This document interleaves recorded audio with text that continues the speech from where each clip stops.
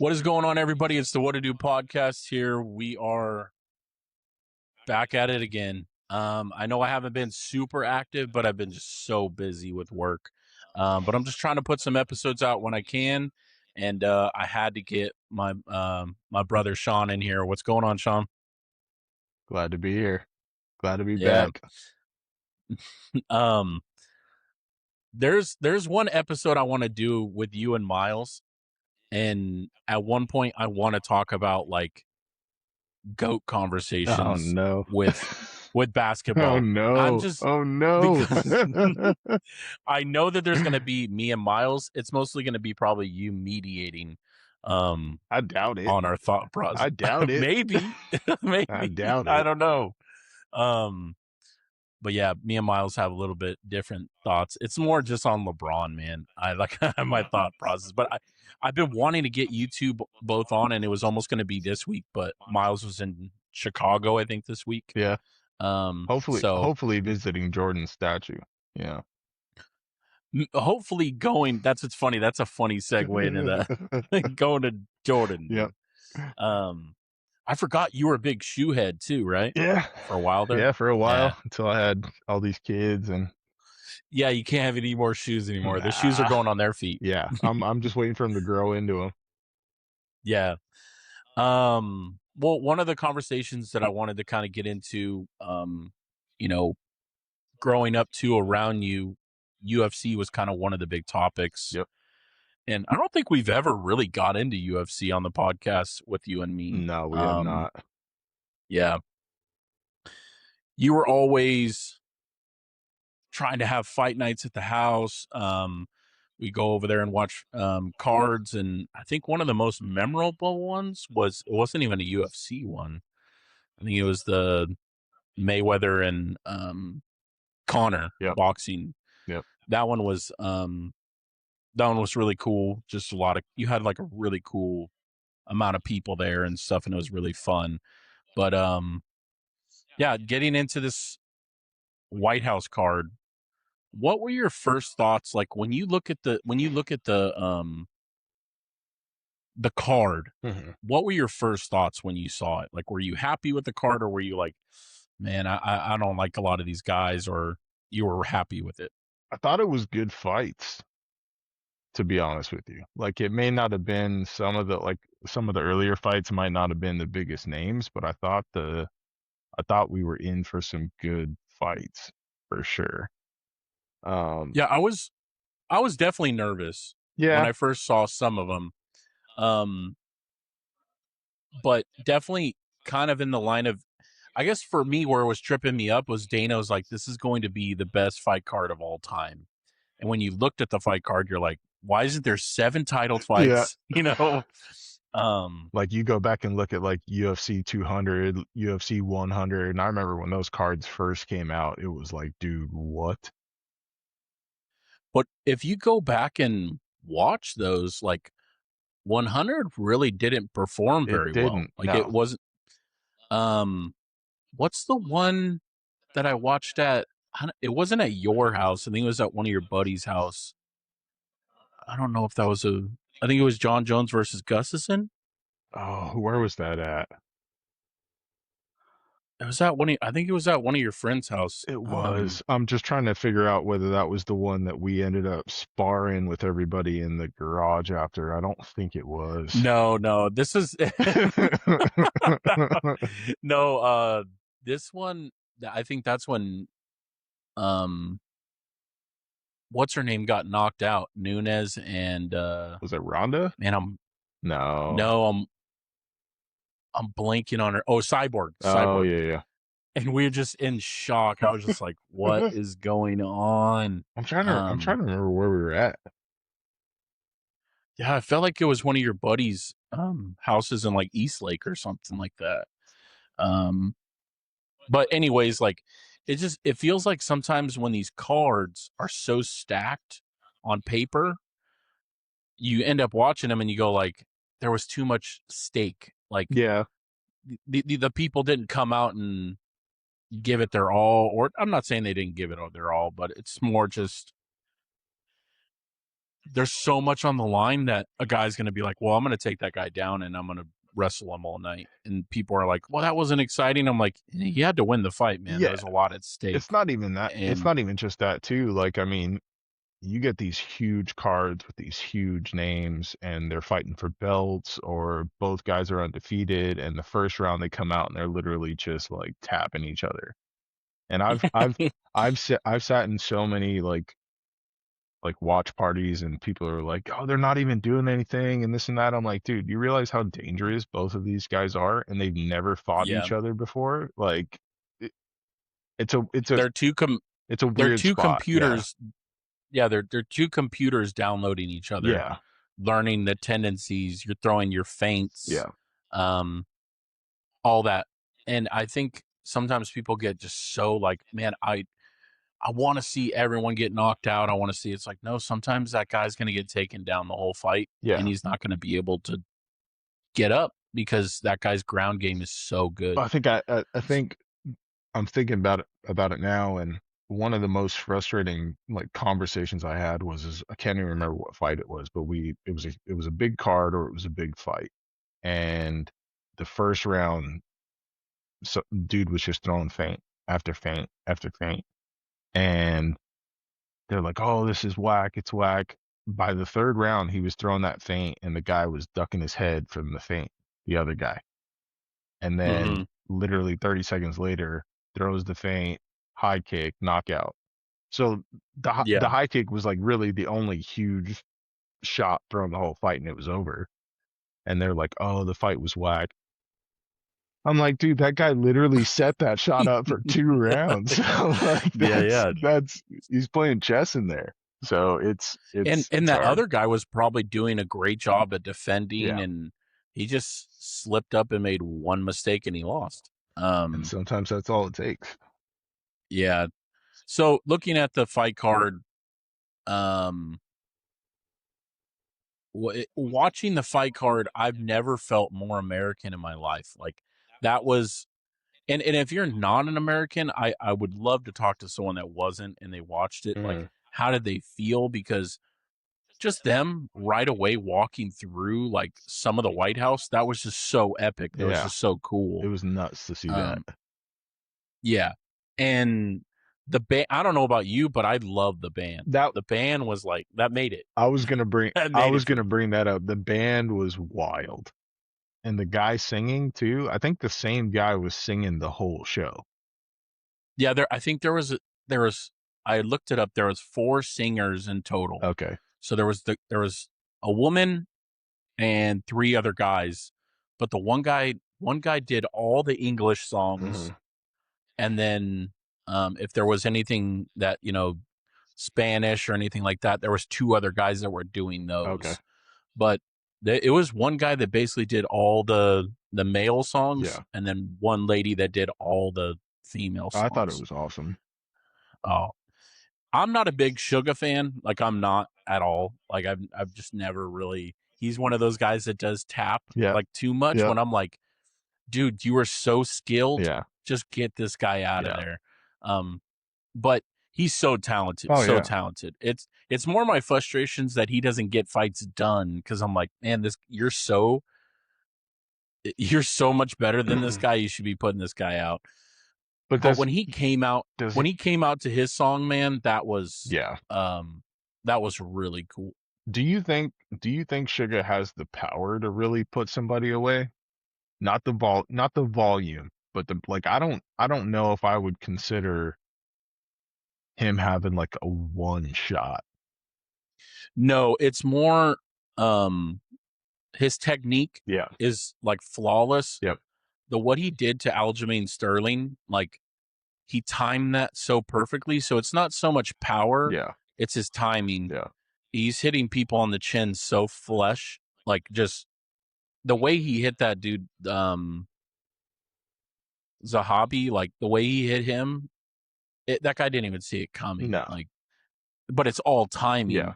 When like some people you look at and you go, they just have that natural power Yeah. in them. Um, I'm trying to think of Like Connor has a little bit of that power, but also in the beginning he had the skill of timing and knew when to hit you, when not to. There's no fat in his punches. Like there's no like, and that's with Sean. Like he's so Yeah. crisp. I think Connor was different from the aspect of if we're talking Connor at featherweight, Connor had that pop at featherweight for sure. Yes. For sure. But he also had the technique. Yeah, he never lost the technique. I feel like that was always the thing that he had so well was the smoothness, Yeah. striking and stuff. It's just the power when he was at featherweight, he was rocking people. Yeah. So he's kind of one of those examples that I felt like at featherweight he always had that power, which I feel like Suga never really has that power. Yeah. It's just more timing. Yeah. He's catching people at the wrong time for them. Yeah. He's a But calculated fighter for sure. yes, and not the most highest volume. No. Sometimes it feels like he's more like that point fighter, but he's so solid. He's solid, and that opening of him walking out, his walkout, the song, everything, the girls singing it, I was like, man, this is so cool to watch. And besides the AI slop, that was just no. the AI slop was bad. I was like, Yeah. man, I don't. Which it's hey, whatever. Yeah. I still thought it was somewhat cool to show like all those things of our history, and it was showing like World War II, the Civil War. Yeah. It was showing all that stuff. I thought that was really cool. Yeah, But it was an opportunity for all that stuff to be kind of shown in that moment, and I thought they tried to capitalize on it as best they could. So what were your thoughts when watching it? What were you feeling while you're watching that? I thought that, I mean, there was a lot of emotions, I think, throughout the entire card itself, but that last fight when Gaethje was in the Oval Office, Yeah, dude, looking up at the dude, I was like, yeah, was it the Bill of Rights that he was looking at? I think it might have been the Bill of Rights, or I think it might be. I was gonna say the Ten Commandments. No. I think it's the Bill of Rights. Yeah, it was wild. Yeah, like I was like, oh dang, he's in the Oval Office, and then he was kind of just standing in front of the picture, and then he looked up, and I was like, dude, this is nuts. Like, did you hear his explanation? No, I did not. He said, I don't even know what I was looking at. He looked the aura farming was so cool. He's just like looking up with the flag draped over him. Oh man. Yeah, that fight, man. Wow. What was your thoughts? What was your thoughts on that fight? Man, that fight. Prior to the fight. I always gave Gaethje a punching chance. Mm-hmm. But I felt like if it was going to end, it was probably going to be in like maybe the third round. Mm-hmm. Topuria would have probably put it on him. Yeah. And been calculated and got it done.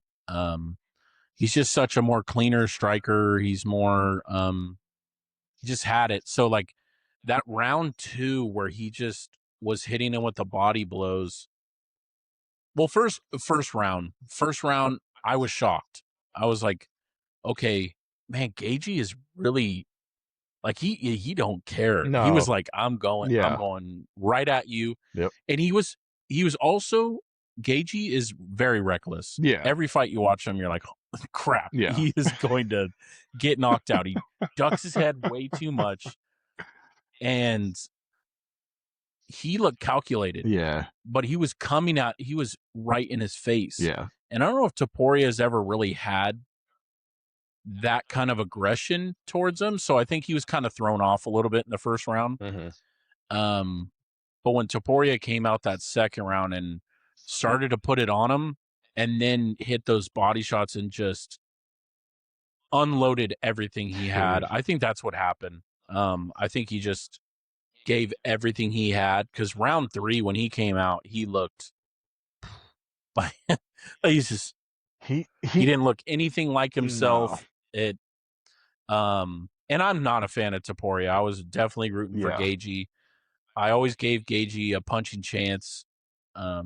People were definitely disrespecting Gaethje for sure. They're like, he doesn't even have a chance, and I'm like, guys, he still has a puncher's chance. He Yeah. knocks people out all the time, Yeah. so he has a chance.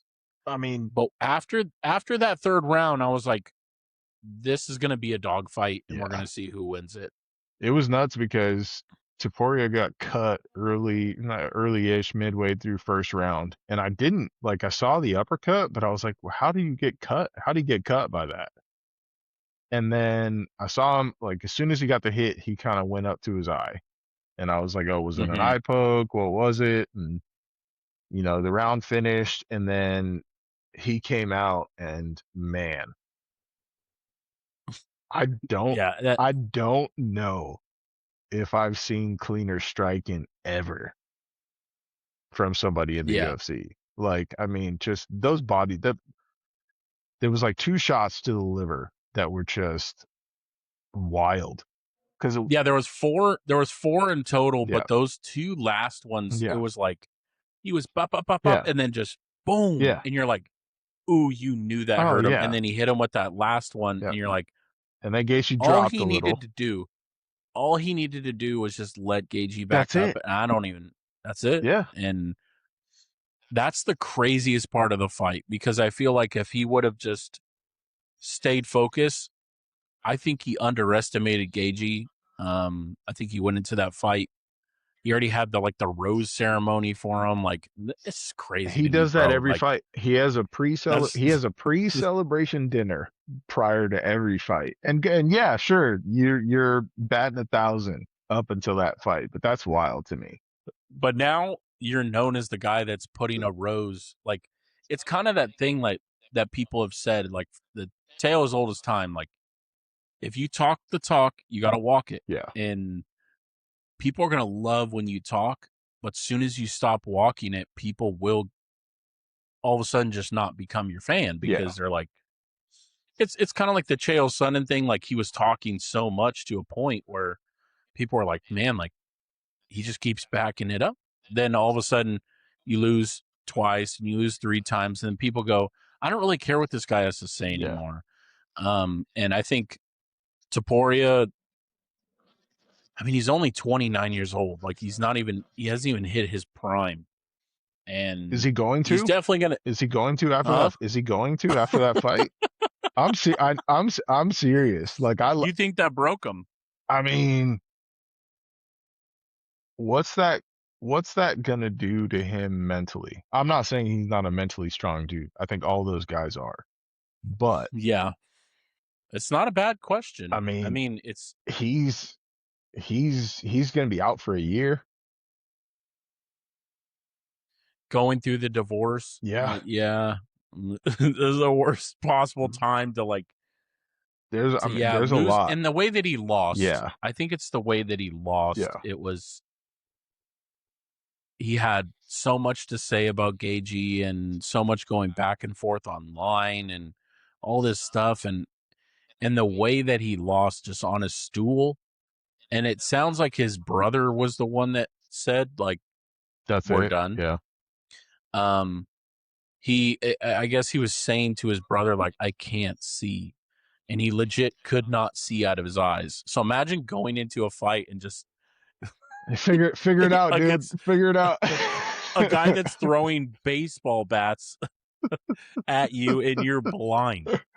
No, I'm not gonna. And it sounded like he wanted to go back in there, but his brother was like, let's save your career here. Well, I really do think that his brother probably saved a portion of his career, and that doctor probably could have saved him even more. That's what I was going to ask, was what was your thoughts on that whole debacle? Well, there's 2 things. The ref, I think, did the right thing, because it is the ref's discretion. The ref can say, what does the doctor say? Mm-hmm. But the wrong thing that he did is he just told the doctor, go up and talk to him. Yeah. When it wasn't a doctor that can speak Spanish. So he just told him, follow my eyes. Yeah. And yes, Topuria speaks English, but in that moment, you should probably get a Spanish speaker guy in there Yeah, I to agree. speak Spanish to him and tell him, follow my, Yeah.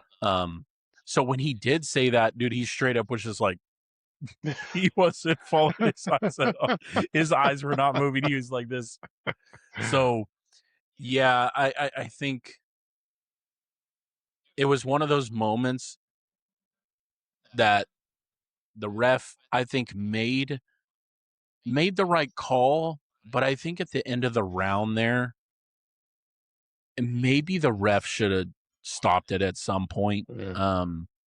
But I would have to watch the fight again to see how he looked in that fourth round because he still looked pretty clean. It didn't. He was, Yeah, it didn't seem like I've seen dudes get rocked and are on the defensive and like backing up to the yeah, cage and covering up, and the ref is literally in there.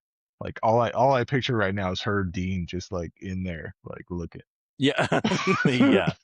But yeah, he looked like he was trying. I will give him that. He looked like he was trying to figure it out. I'm sure he couldn't see a dang thing.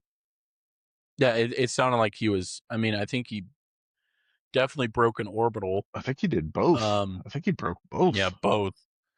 Man, That's wild. Gaethje is listening to Gaethje you're is listening wild. to TV shows at your house. You're listening to oh, I'd be so bad. I just think Gaethje, it was such a moment, and I think it couldn't have happened to a better dude. Like the guy has always been doubted. Yeah. Dude, he's been an underdog in like 10 of his fights. Yeah. I'm like, dang. And then 10? he got to that fight twice and lost. Yeah, and the Khabib one was, it's Khabib. I mean, some people say he's the first to ever win a round against Khabib. And then that Charles one, it sounded like he wanted it really bad. I heard him on Joe Rogan's podcast talking about it, and he was saying he wanted that one so bad that he went into that with not his regular mindset. He was just, he put so much pressure on himself. I think this one, dude, his mindset is so crazy. He's like, I'm already knocked out. Yeah. Like I'm already out. And I'm like, that's crazy. It's funny. He's sitting in the little interview area after the fight, and they're talking to him, and they're like, so what did you feel? Like, what do you feel right now? And he's like, nothing. Yeah. Like the same as I felt before. And I'm like, he said, I'm sure it'll get crazier when I'm walking around my state or, walking around New Mexico. Yeah. And they're just like, man, this guy's, just the best. Yeah. But that's why Maxx said when like he would go back to Hawaii, he would feel like I am like the best thing that's happened to Hawaii. They're having a parade for him, and like he's like, it felt so good. Yeah. It's all when Gaethje's just like, yeah, I just went back to my hotel and went to bed. Yeah. And I'm like, what? No, dude. Nah, dude. You're a champion, dude. Like I'm bragging. I'm throwing up the belt. I'm going above and beyond, dude. But it was cool. He got his 2 belts. He gave one to his mom, one to his dad. I thought that was just such a cool moment. I thought that was cool. Fireworks are going off on the back. Whatever you feel about politically, that was just such a cool event. Every fight had a knockout. That's wild. Like that's every wild. Fight. 7? One guy to watch. 7 for 7? Yeah, 7 for 7. One guy to watch out for is that guy, Rufy, the guy that fought, or is it Duffy? No, not Duffy, Rufy. He fought Chandler. That guy's going to be a problem. Yeah. He's going to be a serious problem. Yeah. His stance reminds me a little bit of Conor. Like he has that like kind of like outward, he sits back a little bit more, kind of that very framed, almost kind of like a karate stance. Yeah. But that guy's going to be a problem. The Hogan dude, I mean, it's just people love him. I can't, dude. I can't do the WWE stuff. I just can't, dude. The post-fight And speech. that's that had to The be post-fight speech, dude. even Joe Rogan was just like, oh man, Did you see the press conference where he was not the big one, but there was a smaller one, I think either pre or post the big one. he was acting like the cholo. He was, but when he was talking crap about Topuria and how he married No, I didn't see that. he was like yeah, he married a stripper and then she divorced him and this and that, and I'm like, dude, you're not even fighting this guy. Like, what are we doing here?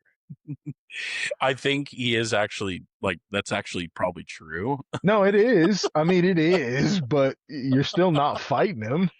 You're not fighting that Yeah, guy. like You're fighting Derek Lewis. you're fighting a guy that weighs 3 times that as much as the guy you're talking to right now. Like, see me, there's like, and I don't think he's a bad fighter. I think no, he's good. yeah, He's good for the heavyweight division. yeah. But when he was talking to Alex Paeta on the escalators or something like that, please set that fight up now. Like, make that fight happen. I want to see this guy get obliterated. I mean, is he? No way he outstands No, Alex. That's no. no way. But does Alex even come back? Like, what's your thoughts on that whole deal? Everything that he's saying. Man, he's really like not excusing it up, but he's like, man, I do agree.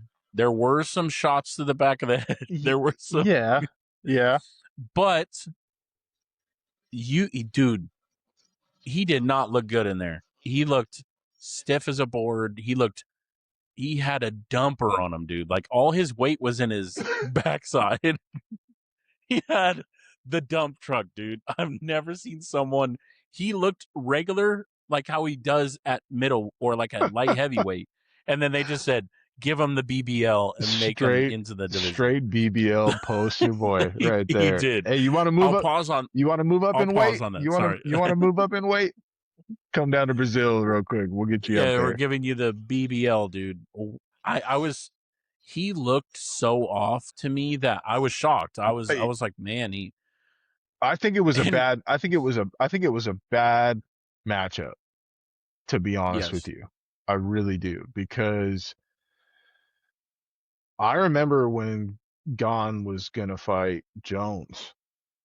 Mm-hmm. I was worried on that fight. It's weird, bro. When John Jones gets in there, I'm never worried. Yeah, but I was never worried up until the Gustafsson fight. And then the Gustafsson fight happened and he squeaked out the win, and I was like, okay, good win. And then who did he fight? Maybe the DC fight a little bit. See, I was never worried about any of the DC fights. Not a single one. And I don't think there was a moment in any of those fights where I was ever worried during the fight with DC. I'm trying to replay those. And that's nuts. Yeah. Like, not a single shot that DC threw. I mean, there wasn't a takedown, there wasn't an overhand right, nothing where I was I think the first fight, there was one shot at the end of the fight, like the 5th round, but it was pretty dominant on Jones' part. But yeah, with your matchup thing, I do agree that Gon, it was not a good matchup, but man, he had his head just straight up in the air, and Gon just like, oh, okay. Yeah. Like, he just started teeing off on him. Yeah. I had the weirdest thing happen too. Like, I was sitting in my room and my stupid Roku TV, every now and then, like when you have it on, it'll just too long. It will ask you, like, are you still watching this? Oh no. I'm like, the first round ends and I go, and it says it, and I'm like, okay, where's my remote? And I'm like looking around the room. It fell behind my bed. So I'm like, dude, where is it? And I'm running around my room and I'm looking everywhere, and I'm like, dude, I had it on the bed. Where is it? TV goes blank. I was like, no. I just start yelling. I look behind my bed. I get it. I turned it on, and he's Gon's walking around. So I was like, man, I got to go back and watch it. Yeah. There was definitely strikes to the back of the head. Yeah. There was some weird moments, but even if there wasn't, if you take those strikes out, He's getting finished in the next round. Like he didn't look clean at all. He No. didn't look. And I I wonder, think I wonder how Gon takes his shots too, because I don't think we really got to see that either.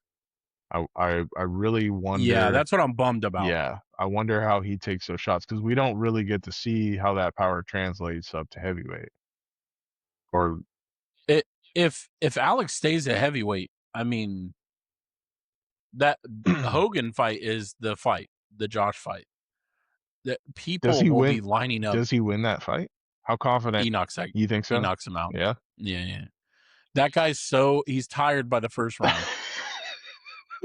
He's tired by the first round. But if he knocks out Alex, that would be that'd be so funny. That'd be the craziest thing. I'm not like the biggest Alex fan, but I was rooting for history. Yeah, in that moment. I was kind of rooting for it. I'm not a big Gon fan. No, me neither. I hope Tom Aspinall gets that chance because I feel like he was just getting eye poked. Yeah, he did. To the max. He did. He was. I was watching some old fights too of Gon, and I forgot who he was fighting. I mean, not racist here, but it was a big black guy. Like we're all friends here. You're good. The darkest black guy, dude. I mean, I didn't know his name either, but he was fighting him, and he was eye poking him, kicking him in the nuts so much. Oh, I was like, man? Did he fight Jones too? Or Rosenstrike? I don't know if it was Rosenstrike. Not sure. It might have been Jones, Marcus Jones. No, I'm thinking of the gosh dang, can't remember his freaking name. He fought Jones, ex football player. He's got like an Omega. Yeah, I thought it was. It's got like an Omega scar tattoo on his arm. I can't remember what his name was. But he's straight kicking that dude in the nuts. He's just the whole time. I was like, dang. Okay, ref. Like the eye pokes too. Like he kept going like this. The guy's like, dude.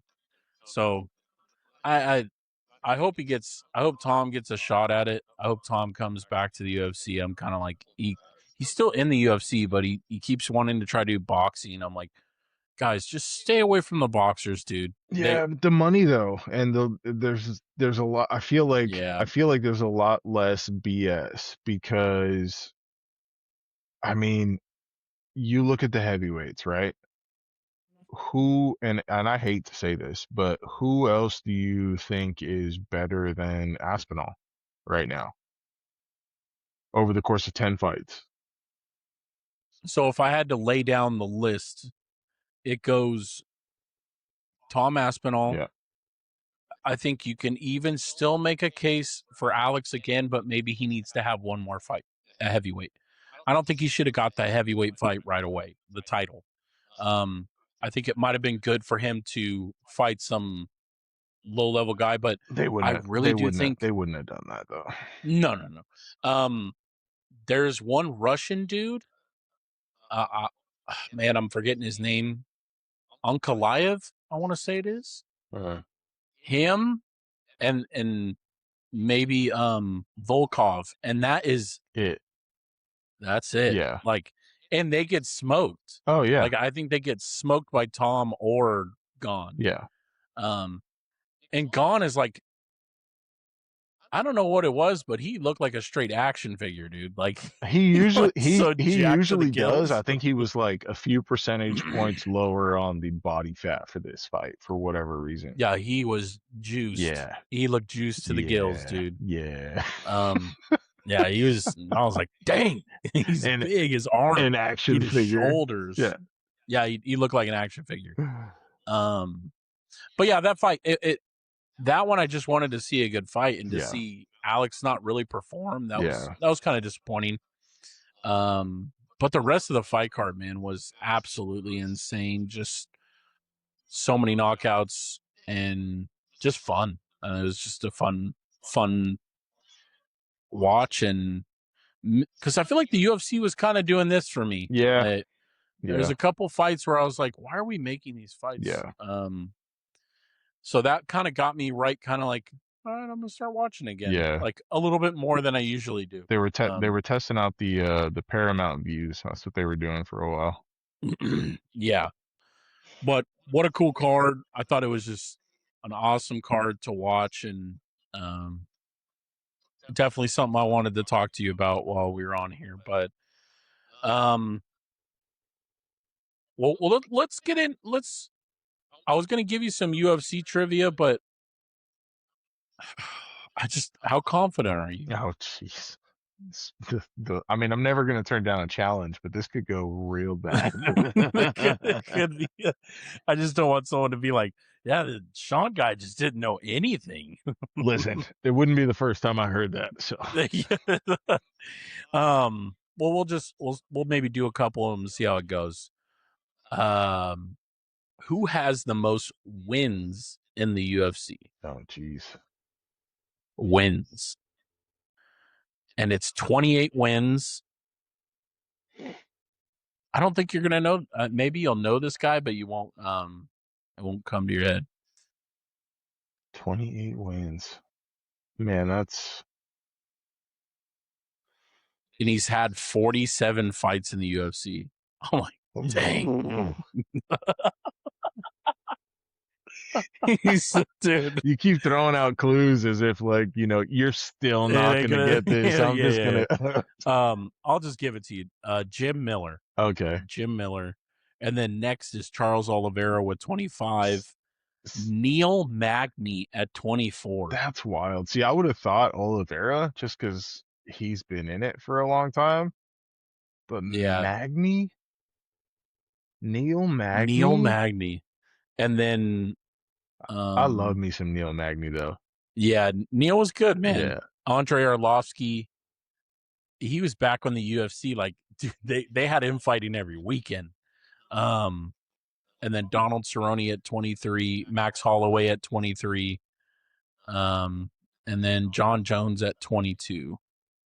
Is that excluding the 12-6 elbow or including the 12-6 elbow? That's including. All right, nice. I'm glad we got putting them in. I'm glad we got that back in. Yeah. Who has the most fighting time? Oh. Like the most octagon time. Like they've been in the octagon more than anyone. So who has got the most championship fights that have gone to decision over the course of their career, essentially? Or they've fought a lot. They've gone to a lot of 5 rounds, or I feel like Cerrone would be up there. So it's 8 hours, 8 hours and 52 minutes and 43 seconds. This is an active fighter, someone that's active right now. 8 hours. So it's only going to get more.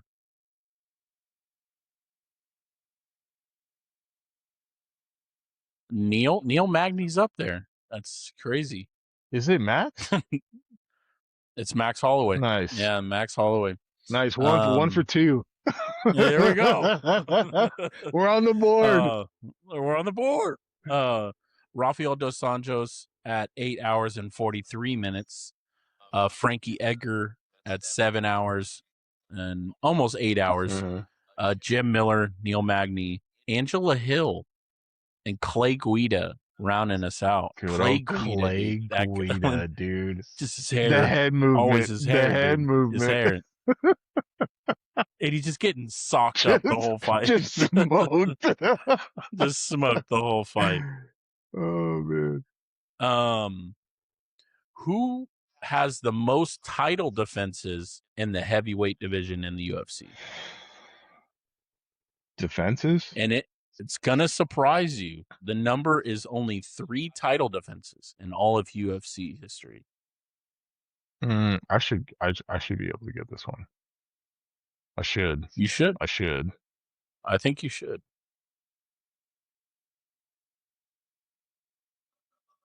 Yeah, holds the record for the most consecutive UFC heavyweight title defenses.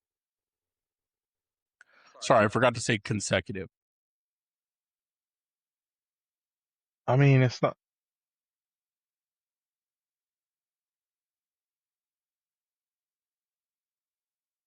It's not Cormier.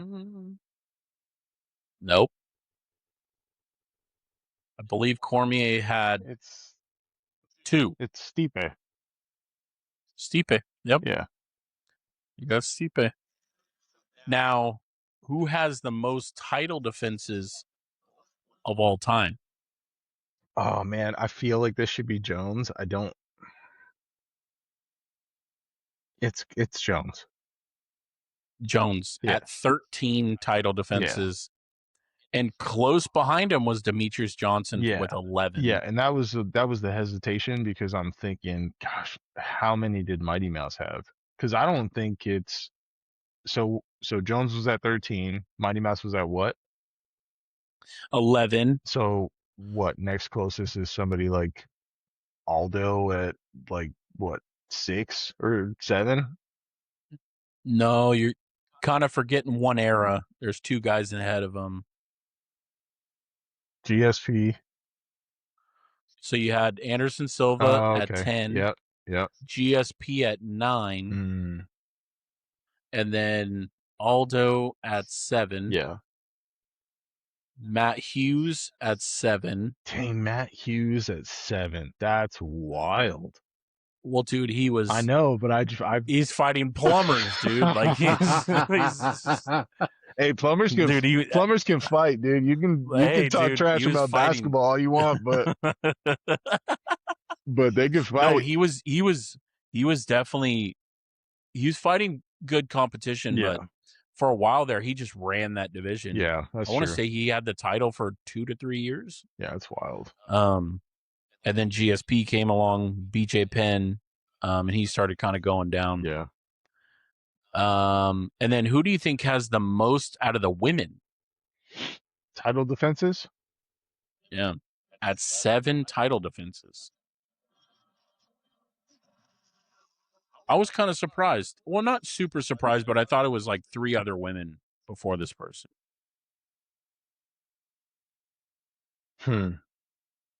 Give you one hint. Okay. Volume striker. Volume. I mean, a lot of volume.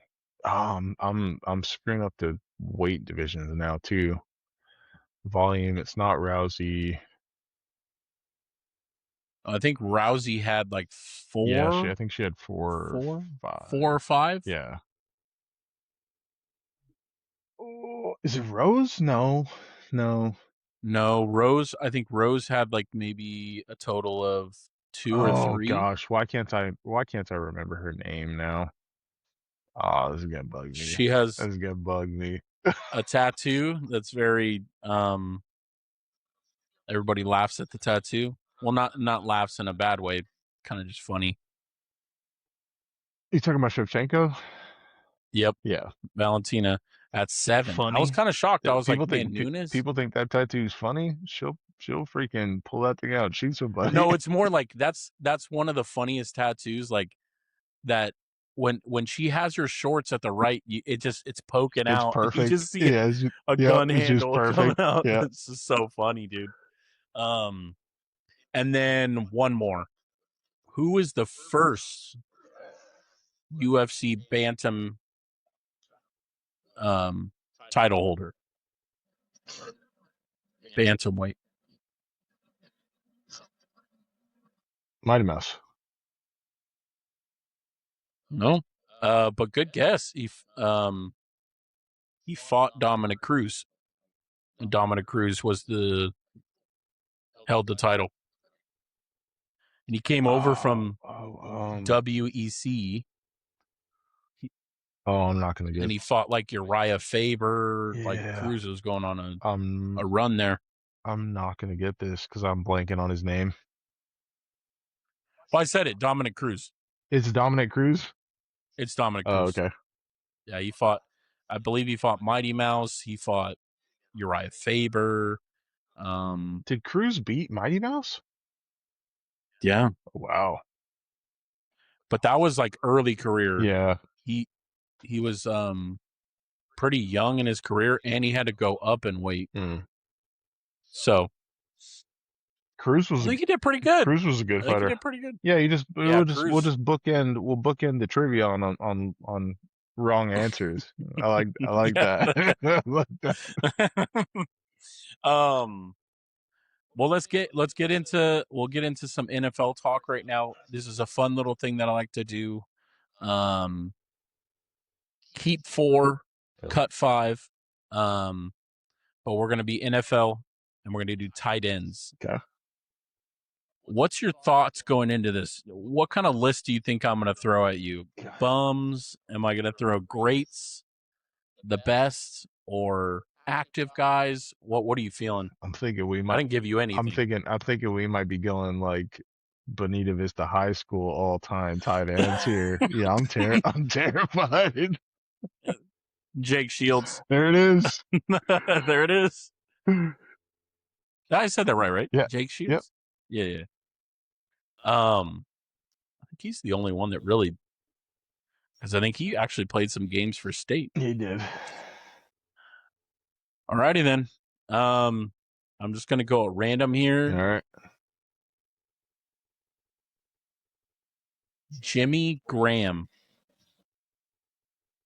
Keep 4, cut 5. Okay. Jimmy Graham. I'm gonna cut. You're gonna cut. Yeah. Why are we cutting? It's first one out.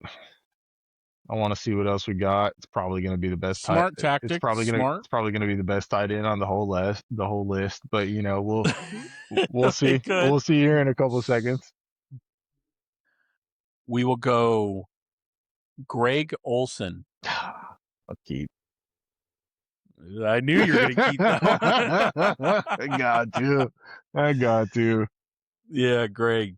And if you look at him, his body of work, he was a great tight end in the NFL. He was. Like, top 10, in my opinion. Great tight end. I know some people have him on the outside of like maybe like top 15, but I like to say top 10 for him. Yeah, I like him. Great tight end, great locker room guy, great vet. Big so Olsen we cut Jimmy Graham. Yep. We kept Greg Olsen. Yep. So we got 3 more keeps, 4 more cuts. We'll go Rob Gronkowski. We'll keep. Keep? Yeah. Oh, okay. We'll keep. What's the process on keeping him? I got to. I got to. I don't have a reason not to cut him other than just to spite Ryan. So I'll keep him. Yeah.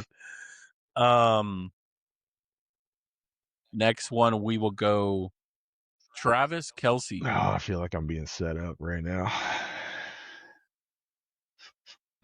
No. Jimmy Graham, number 1, huh? Oh, man. And I'm just keeping. I'm not building like a team. No, you're just keeping. That'd be a fun thing to do next time. So we cut Jimmy. Yep. We kept Gronk. Yep. And we kept Greg. You got 2 more keeps. Travis Kelce. Oh, what are we doing with Travis? Man, oh man. Man, oh man is right.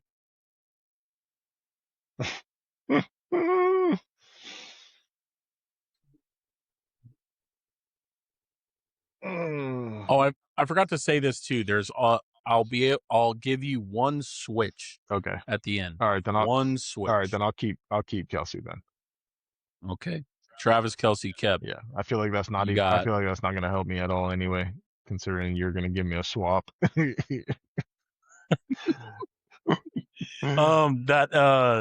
So you kept Greg. Yep. Kept Travis. Yep. Kept Rob. Yep. You got 1 more keep. Yep. And here comes the Hall of Famer. Jason Witten. I'll cut. Okay. Sorry, Cody. Hey. He's only just a workhorse, dude. I know. Dallas Clark. I'll cut. But man, I sure love the no gloves in Yeah. 40, the number 40, whatever. Yeah. I think it was 44. I love that. That Yeah. was my favorite. Yeah, it was cool. The no gloves was hard. Yeah, that was pretty cool. That's hard. Shannon Sharpe. Keep. What? Are you sure? I got a swap, right? Then you got one. I know. Okay, here's the big ones. I can't keep Olsen without keeping Shannon Sharpe. Yeah. It's fine because you're gonna throw Tony Gonzalez on there and I'll cut him. It's fine. I ain't tripping. Whoa, no, Tony Gonzalez, dude. Tony Gonzalez. That was my next one. Okay. Oh man. Who else is coming? Who else is coming, dude?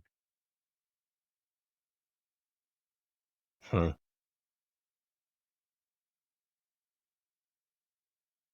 All right.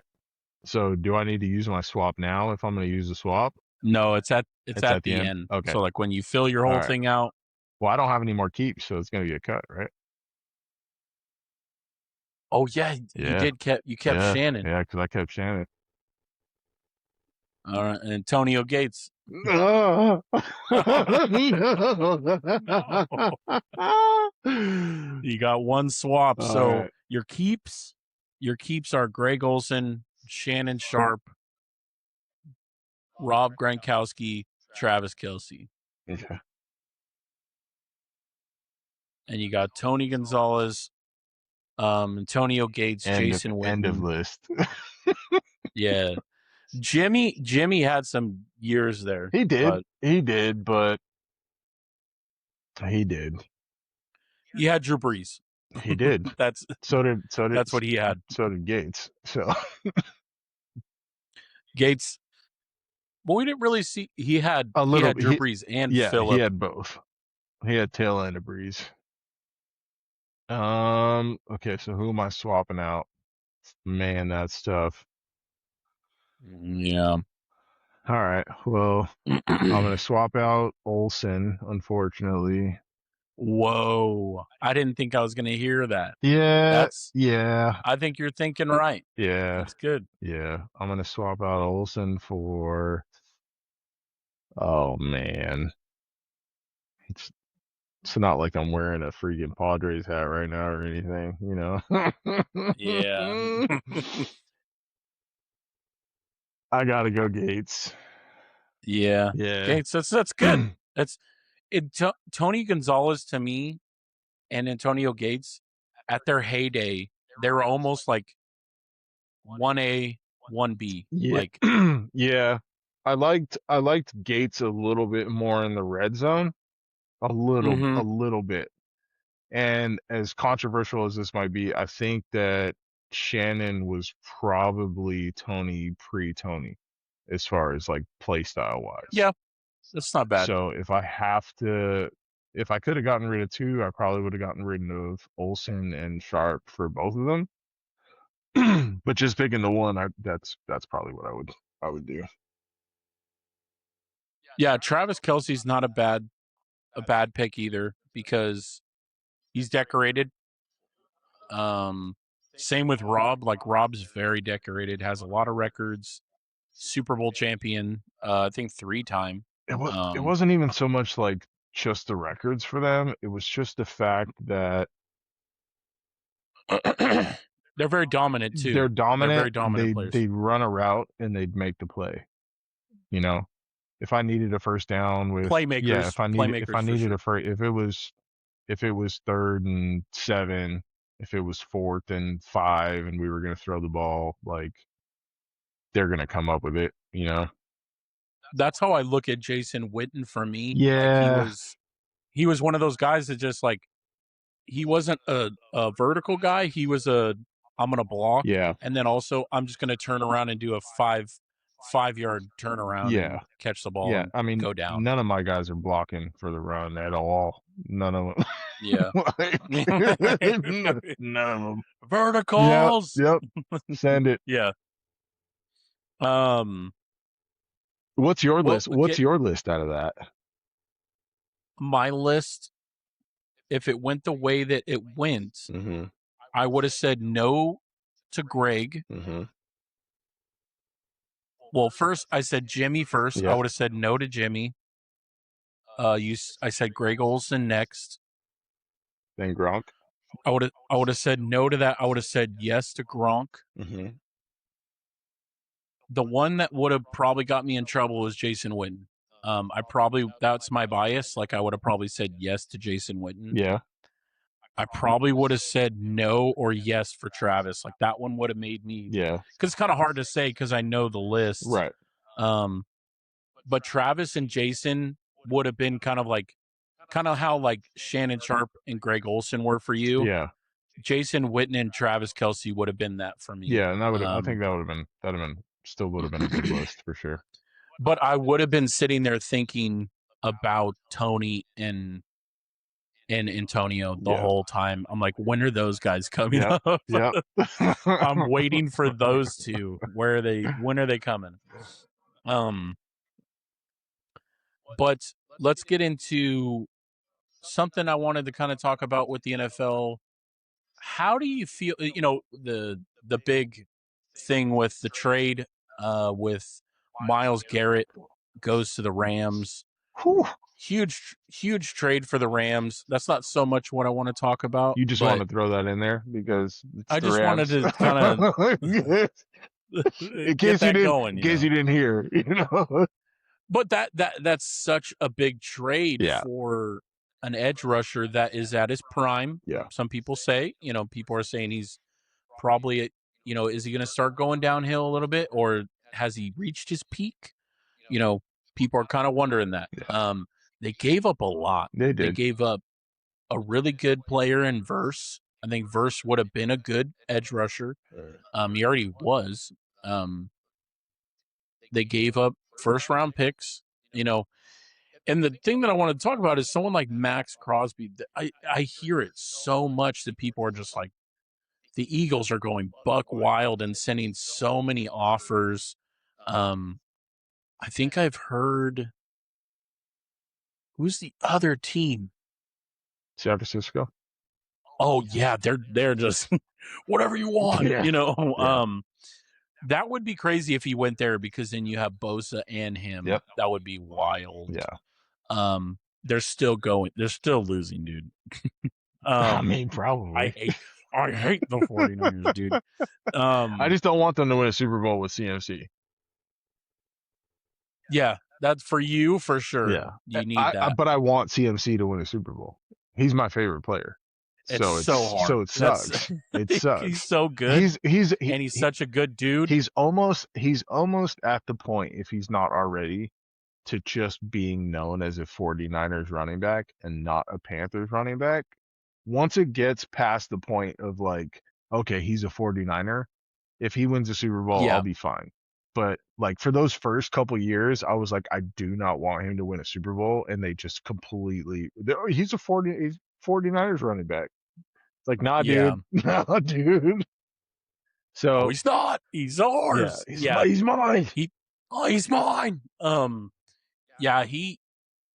It's such an unfortunate thing that it didn't work out there. Like, I felt like if they would have just waited, just wait. What he wanted to be there, dude. He wanted to be there. That doesn't happen in Carolina. He wanted to be there, dude. Yeah. So with this Maxx Crosby thing, what's your thoughts on Maxx Crosby? Do you think he's worth the 3 to 4? I'm hearing 4 first rounders, or 4 draft picks, like 2 or 3 first rounds, 2 second rounds. I'm like, do you think he's worth that? That's a bit much for me. Yeah. I like Maxx Crosby. I do too. I think he's a good player. I think that I don't know what the public's opinion is on it, but I think that he handled the whole Ravens situation a heck of a lot better than I probably would have handled it. Oh, I would have been a savage, Yeah. dude. I would have been Yeah. so bad. Yeah. I mean, like I watched an interview on it, and it was like both ways. He got the call from his agent that he was going to Baltimore, and he was basically like, all right, pack everything up, let's go, and was locked in, and he was talking to his agent again, and the stuff fell through, packed up all his stuff, went back to Vegas, and was like, all right, I'll be at the facility tomorrow morning, like, and that's I can respect that. um I don't think he's gonna win anything on the Raiders, if I'm being completely honest. But The Raiders, I think what the Raiders are doing over there, they're really betting their chips on some of these draft picks that they went out and got. The Genti, yeah, Mendoza, they really need those to work. yeah, And some of their second round or third round picks need to start working for them. I think Genti will work, but they didn't address the O line, Yes, and it's a that's problem. that's a big thing. And then you draft a quarterback, and you still haven't addressed the O line. So I Yeah. think it's frustrating for a fan of that team to be like, yeah, we got all these like super nice pieces, but I mean, if you can't keep your quarterback upright, I mean, you're gonna be screwed. Yeah, it feels like they're making the right moves to get skill players, but it's going to come down to those key players on the offensive line, defensive Yeah, line players, and they're trying to get rid of Crosby, yeah, or at least shopping him. yeah. I mean, they I they think, they yeah, they can, but it's a similar situation to oh man, why am I blanking? I don't think that just getting rid of Crosby. What are they going to get? They're going to get draft picks. Are they going to use that for the O line, or are they going to get a receiver, and are they going to get a corner? yeah, yeah, Like what are you going to do? What are you going to do with that? Now, if you take those draft picks and then, I mean, you don't even got to draft for the line. Like, just use those to trade for like known pieces. I mean, because you're gonna in Genti's played for a year now. Mendoza will last for however long. But I mean, you got a couple years with Genti before people start saying, "Hey, he's a running back and he's getting up in age." Like, you spent a lot on that pick as far as draft capital wise, and so yeah. the clock is already starting on a running back like that. And I just wonder, what their overall plan is. And I think the big thing for me is like Crosby's a locker room guy too. Like, Hmm. you got to factor that in when you're giving up that piece. Like, he's a locker room guy, and he's bought into the Raiders even after everything that he's been through in the last year. Like, and not just because he has all the tattoos, but he is a Raider. Like oh, through and the way through. he the way he Yeah, talks, the way he walks, like he is a Raider. for sure. So He's an it, it, he's a it kind of, he's an Oakland Raider. yeah, yeah, dude. He's not, dude. He might be a Vegas Raider too, Yeah, dude. that's He might true. be like, That's true. um, I think he definitely is a guy that you would love to have on your team, but the trade talks are They crazy when are. I just hear how much teams are willing to give up for a pass rusher. Which, how do you feel about pass rushers to go? So someone like the Eagles going and trying to get someone like Maxx Yeah. Crosby, they're in a win now mode. That's why You I have to mean the be. Rams doing the Rams doing what they did just told me that they're putting all their chips on the middle of the table. They're a good team. Mhm. They're I think if they would have went to the Super Bowl, they would have won. I think they would have. I think they should have lost to Carolina, but that's just me. You guys, that was a game, dude. That was stressing, dude. But I mean, we went up. People were talking about Carolina's defense and just how good they were. Yeah. Um, we were one play away from the Seahawks beating the Seahawks. Yeah. So I just teams that go out and trade for these pass rushers, they have to be a good team. Yeah. And I think right now the 49ers, they're one of the teams that kind of make me kind of go, you guys were really bad last year. Yeah. Like, you had a lot of injuries, Yeah. for sure. But you guys weren't a good team. Yeah. Yes, he's going to make your defensive line that much better, but I think you have a lot more issues than just your offensive line is slowly getting older. Mm-hmm. You're losing that running game. Then I look at wide receivers. They did go out and get Mike Evans. Yeah. But how long is Mike Evans going to be able to do this? They only need him. They only need him for a year. Yeah. I mean, I think the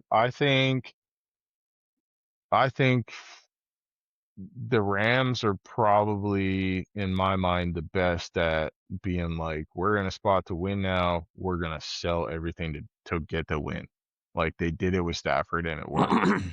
And I think that they would do it again.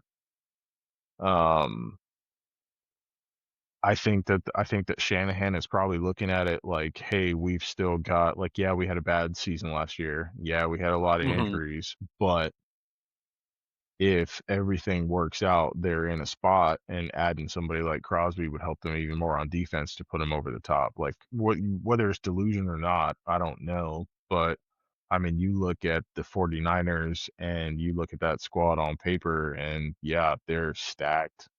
Like, at least for now. And yeah, the O-line is getting old, but they're not quite at the spot where they're like, oh, these guys are all washed right now. It might happen after this year, but yeah. But that's why I think draft picks might be something that they need to think about holding on to, because someone like Trent Williams is getting old. Yeah. And you need a left tackle. Yeah. It's like the number one thing you need. Yep. That's why when we're talking about the Raiders, like trading Maxx is kind of a weird thing, but at the same time, you might need to start getting some draft capital. Yeah.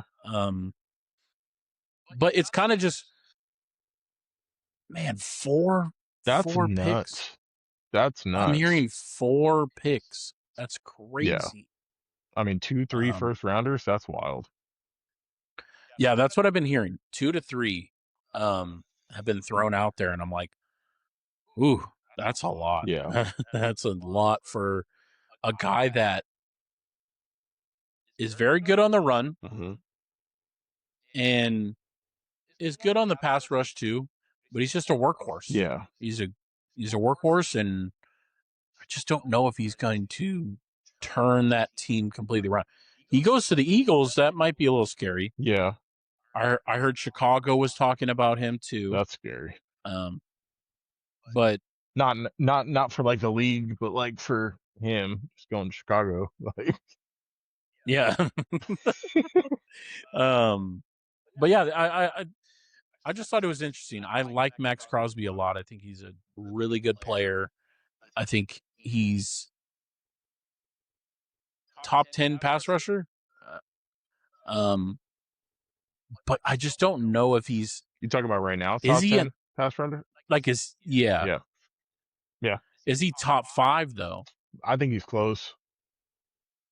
Yeah, I think he's close. Because I'm trying to think of pass rushers out there that are game changers. Yeah. And I just don't know if he's a game changer. I think he's someone that helps your team. Yeah. Definitely Yeah. helps your team. But I don't know if he's like a game changer. But I don't know.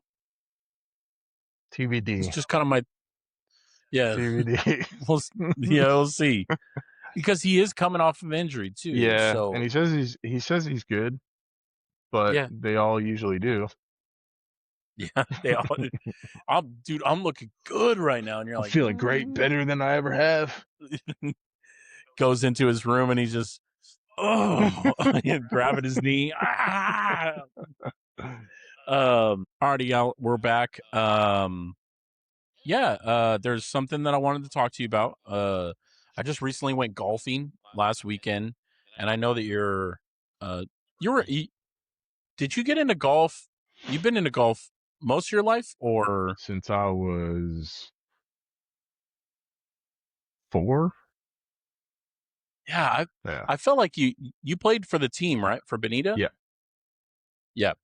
Um, man, golf has really um it's a reality check. In If anybody and wants to get into golf, in what way are we talking here? it's a reality check that people just think you're going to go out there and you're going to swing, you're going to hit the ball. It's like baseball. Just keep your eye on the ball, Yeah. you're going to be good to Yeah, go. it's not moving or No. nothing. Yeah, you're good, dude. Yeah, no speeds, no, there's so much to take into account of your swing. It's a lot of it I feel like also has to do, and correct me if I'm wrong, like a lot of it is mental too. Like Yeah. I feel like once you start like getting your swing down and you're practicing and you're getting things down, it's just hitting the ball. Like Yeah. it's just hitting the ball. I'm not a pro, so it's not like I'm trying to put spin on it or trying to do these crazy things. No, I'm just trying to hit the ball and have fun when I go out Yeah. there. But man, once you have a couple bad shots, it starts really like it starts setting in like, man, I'm really bad at this. I'm really bad. um and then it just it just keeps Yeah. going and keeps going and you're like, wow, I'm out here for fun. Yeah. That's it. Yeah. Like I'm out here to drive around a golf cart and pick my ball up or looking around in these trees and looking at my lie and going, Explore wow. nature. Exploring nature. Yeah, and you definitely see some people when you play with good golfers, golf does go quick for them because, say if it's a par 5, it's going to take all 5 of Attaboy. those to get there, Attaboy. just to get there. Then it's like I'm on the green and I'm like, okay, here we go, please, Yeah. um but you play with a good golfer and they're almost like, man, I'm getting pars, I'm getting birdies. They're like, it just it's just one of those games that humbles you and it kind of makes you realize like it's you cannot go into golfing just like, oh, I haven't really worked on my swing too much, I'm just going to go out there and swing away. I mean, It just you can. It just depends on what you're trying to do. Um, like I know people, and I'm one of these people that like I haven't touched a club in 2 months. Haven't swung a golf club in 2 months. Me and Pops are gonna go mhm. play on Sunday. I'll probably shoot even par, 1 under, 2 under. Yeah, But like, if I'm trying to play in a tournament, that ain't gonna be good enough. no, So yeah, there's definitely levels to it. So like we could go play right now and I could have a bad round and you would think, oh man, you played so great, when I'm sitting there thinking like I played like trash today. It's all relative, I think. to the player. Yeah, to the Yeah, player and where you are in the game. Um, and you said something I thought was funny because I've got a gripe with this. Like I'm obviously not playing tournament golf anymore, like not being competitive unless I'm out there with my buddy Matt, and then it's like we're playing a major championship, like yeah. me You and guys are him, we're going we're for it. going Yeah, for it. But like if you're not a good golfer and you're just kind of going up there and hitting the ball, it could take the same amount of time as a really good golfer literally taking like a minute to analyze everything on his shot and go hit it. It's like, dude, it is a Tuesday right now. like what are we doing right now? yeah, You're not going to shoot the course record. Like hit the ball, yeah, hit the putt. Let's go. But um yes, I think something I've kind of said to a lot of people is I think a reason why a lot of high level athletes end up playing golf is because they've been good at everything, not just their sport. They've been good at true. everything their entire life, their whole life. And you look at something like golf and you're like, dude, that's easy. Let's go figure it out. And you get them out Yeah, there and they try and hit that ball and then they start getting frustrated and they're like, nah. And then what amplifies that is if you've got somebody out there that's been golfing, one of their buddies, and they start making fun of them. And then it's like, and then it's an ego thing. And then all it takes, I don't care if you shoot 150, if you're out there for 4 hours, 5 hours, and you hit one good shot, you're coming back. Oh, it's you're coming dude. back. I had a shot. We played the Bonita course. Yep. Not a super big fan of it. Mm-hmm. I don't like how, since I'm not the greatest of off the tee box, it's tight. I'm scared. Yeah, it's tight. Yeah, it's tight, man. It's a lot of crisscross. Like hole 7 is right here, and then 15's right here. Yep. So it's like, yeah, I don't know exactly what they are, but someone out there isn't. That's not the Bonita course. But the like how some of the tee boxes are set up, I'm like, I'm gonna deck that dude in the back of his head, like, or I'm gonna shank it, for sure. And there's nothing worse for me.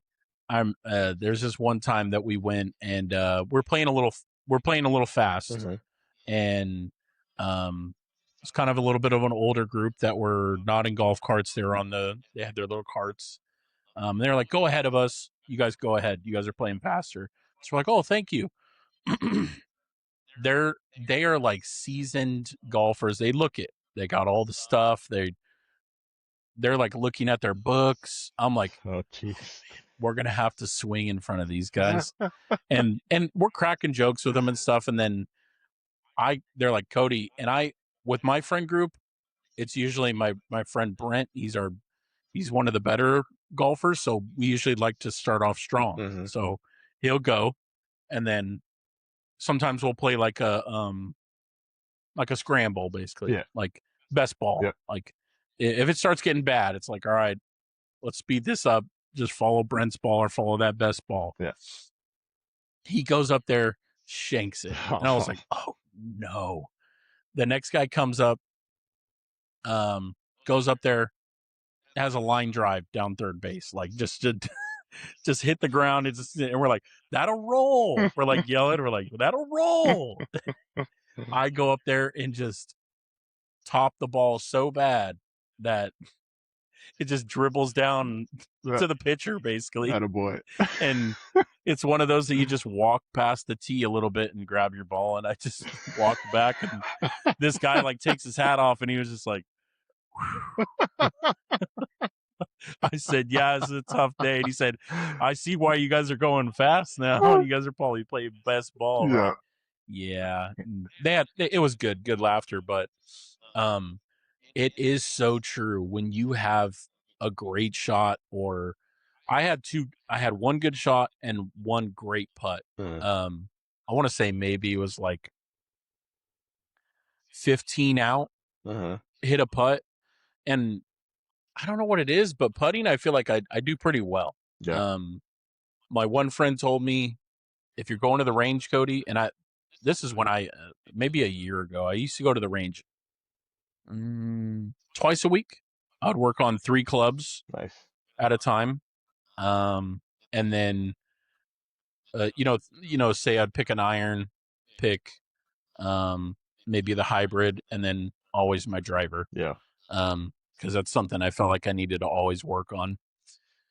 Then I'd get my degree clubs or my wedges, and then chip over there for a little bit. Your degree clubs. Whatever. I don't know, man. Dude, I'm gonna send a picture of my bag, and you're gonna laugh. You're gonna be like, Cody, what? Man. Your wedges. It's just your wedges. It's fine. Okay, degree clubs. Your wedges. Now I'm gonna be on the bloopers, dude.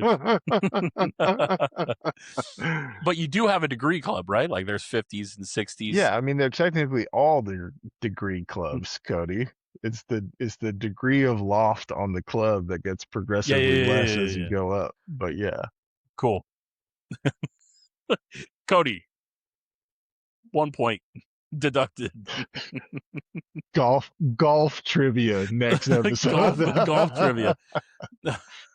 I feel like I would do all right with some golfers. But anyways, and then I would go putt for most of the time. Um, and he would say, dude, like, you got to realize, like, most people can get the ball there, but you lose so many strokes just by your short game. Yeah. Like, you can chip and be absolutely horrible. You could putt and you putt a three putt, Yep. and that's 3 strokes, bro. Yeah. And then I was like, all right. So that's usually what I would practice when I get there. Yeah. You could literally hit the ball a country mile off the tee, but Yeah. if you can't score from 100 yards and in, it's irrelevant. I mean, I can't Yeah. tell you how many, like growing up, I was longer than pretty much everyone that I played against. Hmm. And I can't tell you how frustrating it would be to like hit a drive in a tournament 100 yards further than this tiny, tiny kid, right? Because we were kids. Yeah. And I've got like 9 or 8 iron into the green, and he's hitting a 3-wood. And he hits his 3-wood closer than I hit my 9 iron. Like, that shouldn't happen. It shouldn't happen. Yeah. And even if somebody like that misses the green, if they can get up and down and make par, it's huge. Yeah. So if And just you can lose so many oh strokes yeah, by just your short game being so bad. So yeah. for a while there, I feel like my short game's not bad. I Mhm. can get to the green when I'm close for sure. It's just man, I can't drive the ball. I need to watch some more videos or something, or I just need to go somewhere and have someone watch my swing and go, yeah, throw your clubs away or throw that club away. Get a new one. Don't hit That that. club's not. Don't hit that thing again. Yeah, that thing's done. It's used its magic. It's done. Someone we were at oh man, where was it? I think in Miramar, there's like a place where you can go and it could track your Yep. swing Yeah. and track all that stuff. And one of the guys next to us, he said something like that to his. He said to his, like, I don't know if it was his wife or his girlfriend, but he's like, yeah, I got to throw that club away. And I was like, why is he saying that? And he's like, this club just doesn't have it anymore. And I was like, oh. Bet. And he's like, yeah, he swung it a couple times and he was just like, yeah, this club just, it's not there anymore. I was like, I just don't know if it's the club. Yeah. I think it might be me or you a little bit. Yeah. Operator It error for usually it sure. usually is. Now there is like,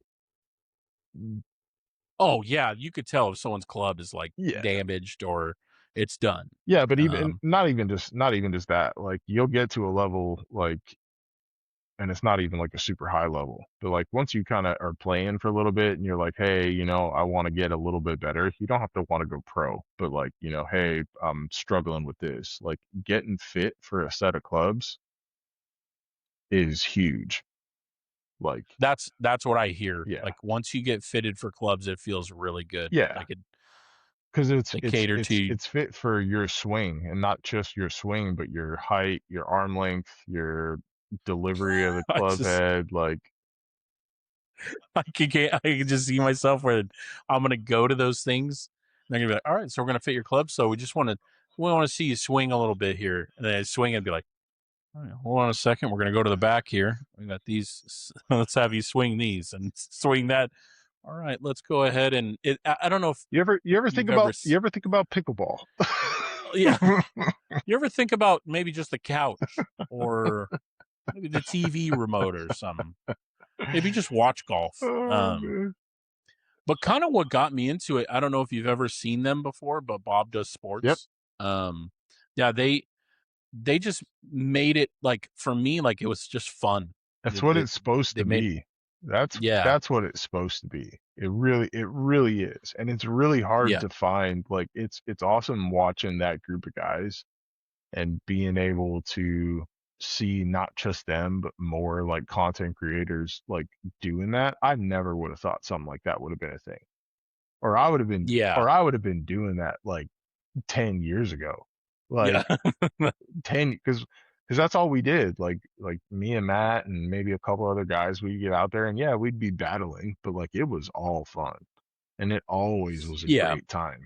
And I think people get lost in and really trying to like, oh, I want to shoot the best score I possibly can. And yeah, I mean, you're competitive and I get it, but like, don't get so stuck on that you literally spend 5 hours on a day out there just being frustrated the whole time. Yeah, and you never had fun. Yeah. You didn't enjoy being around your Yeah. buddies. I think that's the thing that I loved most. My buddy said it when we were unloading the cart. He's like, I think I shot pretty well, and he did. Mhm. My buddy SIE shot pretty well, but he was like, I haven't had this much fun at a golf course in a long time. Yeah. He was like, we just had a good time. Yeah. And I was like, yeah, I agree.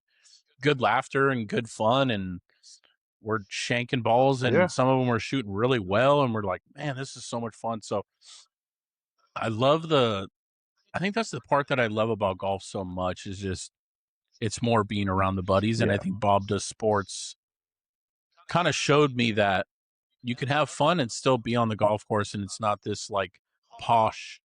It is. There's the traditional people out there for sure. Yeah. And I definitely respect the game too. Like Yeah. I don't want to be that person out there that's just throwing clubs or hitting into people and not not abiding by some of the rules, Yeah. picking up other people's balls and just all that stuff that goes into it. Yeah. Pace of play, Don't be that guy, Cody. I don't like that guy. picking up other Yeah, people's I don't balls. like that guy. I don't think anybody does. I think my buddy's ball got thrown. He shot. I didn't think it was close to the other tee box, but like you said, like how they crisscross at Bonita, Mhm. kind of. He hit one over by the trees, and I think one of the guys was over in the trees hitting onto the green, Mhm. and I think he threw the ball. Like he just threw it, and I'm like, dang man, like just tell him like, hey man, you got kind of close, man. Like be careful, Yeah. But yeah, they just definitely threw it back. But they were on the other side, so it was like kind of weird that didn't affect you. Yeah. We weren't hitting into you. It's just you were on the other side. Yeah. There's those little things that my coworker or ex coworker used to like teach me, the little things of like these are the things you do on a golf course. These are the things you don't like. Make sure you clean up your golf cart at the end. All those little things that I also too like. You don't want to be that belligerent person out there. Say if you do like drinking, Yeah. like don't be that person Yeah. either, or just straight smoking cigars and falling on the ground. And you still got to kind of respect the game. Yeah. It's still a sport. Yeah. Still, there's people there to pay money, and they're behind you and they're waiting on you. Yeah. And you could tell some people are like, man, you just don't care about this at all. Yeah. There's a lot of people that are like that, and I don't. You want to go to a bar? Go to a bar. Yeah. Like that's all. Just finish the round and go to the bar at the golf course, like, or just go there in the morning and don't go out and play. But yeah. But yeah, the game definitely has it humbles me. And that last weekend was like, wow, I need to get back into it. Yeah. I need to start going to the range. Yeah. But I will send you a picture of my bag. Yeah. You will laugh. I want to see that. I want to see the. You're I probably want to gonna- see the degree. I want to see the degree clubs. No, you're probably gonna be like, dude, it's so unorganized. I usually would like to keep it organized. Like I would keep all my certain ones right here. Mhm.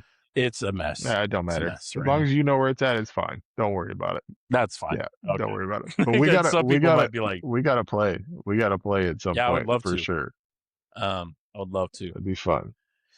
Well, we've done pretty good here, man. I felt like we've been flowing. It was really fun podcast. I always love doing them with you, man. Yeah, man. It's like catching up with you, and like I said, I know we're not like super texting all the time, calling each other, but I look at you as a brother. Like, and I think about you a lot. I'm like, man, how can I get him on the pod? It's almost like we're hanging out. That's how I view it. That's exactly what it feels like. We're in the backyard back in San Diego. Yeah, definitely.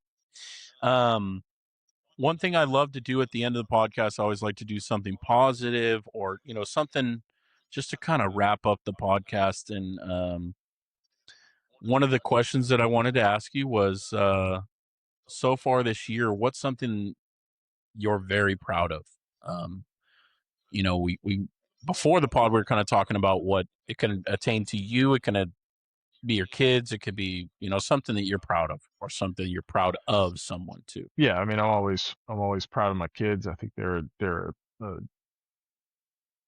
a trip every Yeah, day, yeah, and a blessing. But I think the one that really stands out to me thinking about it right now is my wife, April.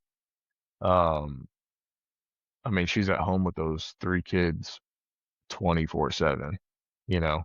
I yeah. mean, she's with them right now.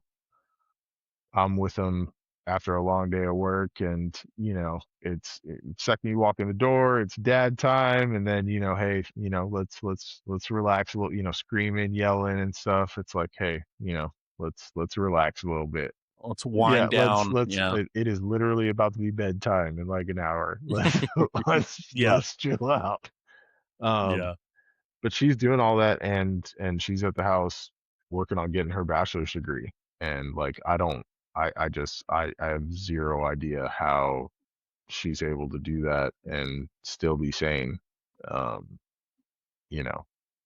I mean, I'm out there, I'm working and I'm out there every day working, but I don't think I could do what she does, and yeah, I tell her pretty much every day. She'll often sit there and say, "Hey, I feel like I should be out there working," and I'm like, "You're doing more than I can do at the house. Don't think that you're yeah. not contributing to what we got going on," and she is, but I'm super super proud of her and everything that she's doing, and the work that she's putting in, and she doesn't complain about it any day, and I'm blessed to have her. So. Well, shout out to her, and I think one of the songs that I really like by Luther Vandross, it's Oh, don't mess this he's up. kind of Don't mess this up. Don't mess this up. I know, man, I know. My mom would kill me, dude, if I mess it up. So would mine. Um, that's where I get a lot. Like my R&B was my mom, Yep. man, and Luther. I'm blanking on the song title name, Uh-huh. but he's talking about a home, Oh, and he's like this house. house is I not a think he's home. basically like, yeah, and if you're not there, Mm-hmm. like if you just went home every day and there was just nothing there, like Yeah. she built that home. Yeah. She built that atmosphere, and sometimes people say a home, like, it's not just the walls. You can have chairs and everything, like he says in the song, like that chair's there, that desk is there, like, but it's not a home. Yeah. Like you make the home. Yeah. And her job of making the home a home is that's a lot of energy, man. Yeah. It's a lot of getting those kids to school and having them be well behaved and getting them fed, and man, it's a lot of energy. And Baths, you probably clothes, laundry, soccer and practice. It's wild. and then you go, all right, let's add a bachelor's degree onto it. Yeah, Like, it's no, nuts.